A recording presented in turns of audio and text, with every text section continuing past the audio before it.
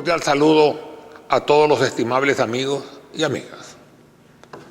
A pesar que grandes personalidades del mundo hablan del Islam en forma positiva, tales como Annie Besant, George Bernard Shaw, Mahatma Gandhi, Goethe, Lamartine, Napoleón Bonaparte, Rainier Rilke, León Tolstoy, Geoffrey Higgins, Jacques Menú, Su Santidad Juan Pablo II, etcétera, etcétera. Hay escritores de menor valía en este tumultuoso siglo XXI que manifiestan una total intolerancia y una serie de imprecisiones que ponen prácticamente al Islam y a los países musulmanes en la edad de piedra, esto es, en la prehistoria. No podemos negar que el saber científico en los tiempos presentes se encuentra con mayor auge en Occidente, donde la par va aunado una pérdida de moral y de buenas costumbres. Las sabias enseñanzas esotéricas plantean la diferencia. La ignorancia es preferible a la sabiduría de la cabeza si no tiene además la sabiduría del corazón para iluminarla. El desarrollo del occidente y en mayor medida del norte es esgrimido por sus pueblos para justificar un repugnante racismo. Ellos se sienten superiores, pero no se dan cuenta que esa superioridad es tan solo aparente. Todos los pueblos en un momento de su historia han sido superiores, ya que todos han mantenido en algún momento alguna de estas tres escalas: ignorancia, apogeo y decadencia. En la antigüedad, pueblos semitas del Asia Menor y del antiguo Egipto, árabes, culturizaron a Grecia, la llamada cuna de la civilización, aunque no lo es. Sin embargo, en Europa, con excepción de Grecia y Roma, continuaron siendo bárbaros, hasta que los árabes desde el siglo VIII, la mayoría musulmanes, aunque con participación minoritaria de judíos y cristianos, se encargaron de culturizar de nuevo a Europa, esta vez dirigida principalmente a España, Portugal, sur de Francia, sur de Italia y todas las islas del Mediterráneo, de donde el conocimiento árabe se retransmitió al resto de Europa. Tanto fue el bagaje cultural transmitido, mucho de ello robado, que dio origen al Renacimiento europeo.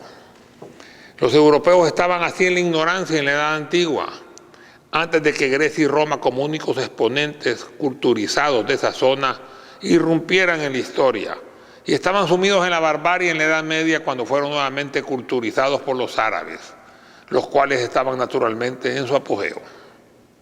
Ahora el proceso ha cambiado, pero como el mundo es dinámico, estamos seguros que el futuro inmediato la rueda volverá a dar la vuelta y los árabes volverán a ser lo que eran. También América Latina, quien por consiguiente está esperando su hora de su apogeo.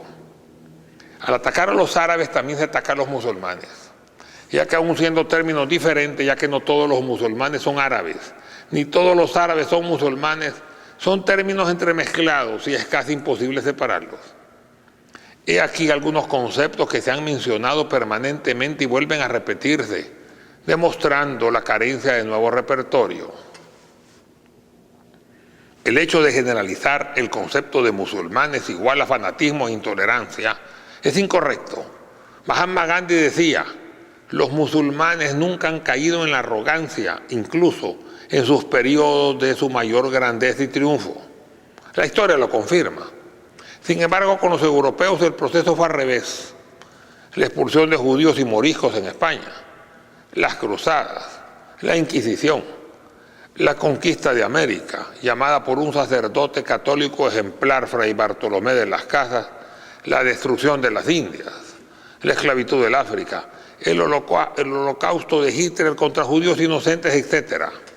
El problema de racismo, clasismo y fanatismo se entroniza en la mente de muchos europeos y hasta de algunos ladinos que se creen descendientes 100% puros de europeos sin serlo. Incluso en los tiempos presentes y en próximo pasado, la masacre de Bosnia y Herzegovina en el centro de Europa fue inaudita. En dicha región los musulmanes fueron una mayoría tolerante y se volvieron minoría, con el genocidio de 1995, donde más del 25% de la población bosnia musulmana fue masacrada y el 75% desplazado. Ese mismo año en Alemania, una mujer turca musulmana fue nombrada Mujer del Año. Perdió a toda su familia, hijos, hijas, nietos y esposos, por un atentado de jóvenes alemanes neonazis cristianos, que quemaron su vivienda y ella quedó sola y desamparada, pero pidió perdón a Dios, a Allah, por los hechores. Dice que ella ya los perdonó. Generalmente los agresores salen libres, a lo más que se les condena es a 3 años de estar internados en un manicomio, como acaba de suceder en este 2011 con el noruego neonazi Breivik, que mató a 77 personas de su misma raza. Saldrá después libre y seguirá matando. O quizás, por ascender en el liderazgo neonazi por su acción espectacular y la propaganda mediática masiva, tan solo planificará asesinatos y mandará a nuevos combatientes neófitos a realizar las acciones materiales.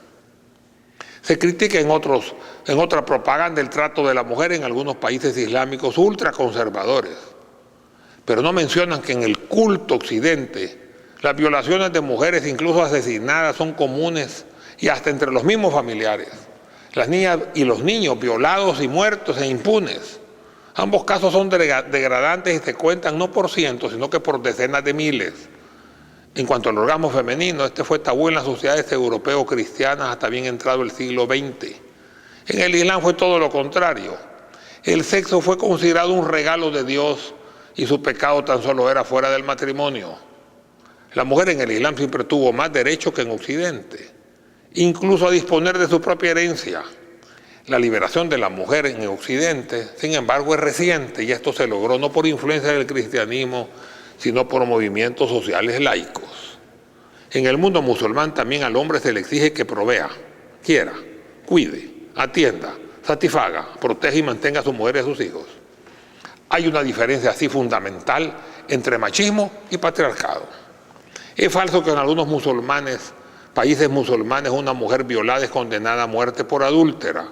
Es al violador a quien condenan a muerte, ya que la violación equivale a asesinato. La mujer en el Islam tiene veto al escoger a su marido, aunque lo aprueben sus padres. El velo es exigido por las mujeres musulmanas en Europa, especialmente en Francia, donde le fue prohibido usarlo y ellas lo consideran parte de su orgullo y su pudor. Nadie las obliga. Es el Estado laico francés el que las obliga a no usarlo. Finalmente, la amenaza de una sociedad decadente se extiende por todo el mundo y no por causa del Islam ni de religión alguna. Es por la ausencia de moral y buenas costumbres, la falta de concordia, amor, caridad y justicia, fomentadas por los que quieren entronizar en el mundo la indecencia y el libertinaje, y dividen naciones, y fomentan odios y corrompen sociedades y buscan, mediante su influencia negativa, hundir a los países. Que el Dios de todo, todos y todas, el único Dios, nos ilumine y proteja. Como quiera que sea, pretender atacar a países musulmanes utilizando una historia supuesta de Oriana Fallaci suena también a mentira perversa. He aquí una pequeña biografía de ella. Oriana Fallaci era atea, no creía en Dios, y por consiguiente no creía en el Dios de los musulmanes, ni en el de los judíos, ni en el de los cristianos, que es el mismo Dios. Esto la descalifica para hablar del Islam o de cualquier religión, cuyo principal mandamiento consiste en amar a Dios sobre todas las cosas. No da lástima pensar en su muerte solitaria, sin creer en Dios ni en sus enviados y por consiguiente sin creer en una vida después de la muerte. Sentimos lástima por ella y esperamos que el Dios verdadero en el cual ella no creía la perdone. Y esta es la primera explicación de su odio hacia los musulmanes y el temor hacia ellos.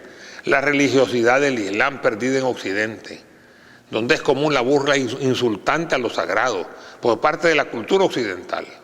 El gran porcentaje de agnósticos y ateos en la Europa cristiana en contraposición a un Islam practicante, creyente, orante y sumiso a la voluntad de Dios. Oriana Fallaci en su escrito Mi patria, mi Italia, no solo ataca al Islam, sino también al catolicismo. He aquí sus palabras textuales. A pesar de que no le haya perdonado jamás al catolicismo las infamias que me impuso durante siglos, comenzando por la Inquisición, que quemaba incluso a las abuelas, pobres abuelas, y a pesar de que no esté en absoluto de acuerdo con los curas y no entienda nada de sus plegarias, me gusta tanto la música de las campanas. Oriana Fallaci era extremadamente racista, identificándose con los sentimientos negativos del medioevo europeo y siendo partidaria así de un choque entre civilizaciones. Su pensamiento era inquisidor, identificada con el fascismo o el nazismo racistas. Nuestra identidad cultural manifestaba, no puede soportar una oleada migratoria de gente diferente. Lo mismo se dice con gente en los Estados Unidos con la inmigración latinoamericana. Decía que no le gustaba la Inquisición, pero ella era inquisidora. Esto se ve incluso en una discriminación suya, en un aspecto estético aparentemente baladí. Y además admitámosle, decía ella, nuestras catedrales son más bellas que las mezquitas o las sinagogas, ¿sí o no? Son más bellas también que todas las iglesias protestantes. Siendo atea, su identidad cristiana era únicamente cultural y en su intolerancia era así una fiel representante de la cultura occidental versus el oriente, un choque de civilizaciones que queremos evitar. Al igual que Silvio Berlusconi en cuanto al choque de civilizaciones y otros políticos que anteriormente eran influyentes, que otros continúan siéndolo, que fomentaron la confrontación, y de tontos útiles también que se incorporan a ello, aunque casi desconocidos a nivel internacional, que repiten como eco lo que oyen. Claro, para aceptarlo y repetirlo deben estar en la misma vibración. Oriana Fallaci, además de su ateísmo confeso, manifestaba que no le va a perdonar nunca a su santidad Juan Pablo II su debilidad y cariño hacia el mundo islámico y su amor hacia él. ¿Por qué? Porque ha sido tan débil, se lamentó. Pensamientos racistas y etnocéntricos como el de Oriana Fallaci o Silvio Berlusconi no deben fomentarse. Una ya se murió, Oriana Fallaci, y el otro, Berlusconi, está muerto políticamente, pero tienen sus seguidores incluso en nuestro país. Los ataques, sin embargo, en lo que respecta al Islam son de dos tipos. En uno se aprovecha a atacar a países de mayoría musulmana, criticando costumbres anacrónicas que no tienen nada que ver con la religión y además potencializando alguna noticia que puede ser mal vista en Occidente, incluso tergiversando esta, diciendo mentiras o lo que es peor, medias verdades.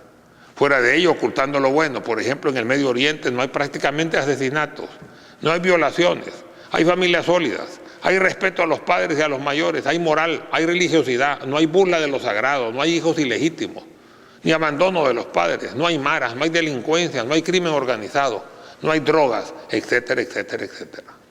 Pero eso se oculta maliciosamente. El objetivo no es degradar a ese país, ni tan siquiera a los ciudadanos del mismo, sean musulmanes o no, sino que crear un clima de antipatía contra el Islam en El Salvador. Pero eso no nos preocupa. Nosotros seguimos y seguiremos progresando, inshallah, ojalá, porque estamos con Dios y no estamos detrás del dinero ni del poder. Nuestro trabajo en el Islam es para conseguir méritos para la otra vida, no para esta. Sin embargo, un ataque indirecto como este puede ser tolerado y tan solo aclararemos los conceptos como ahora, con generalidades sin mencionar nombre alguno.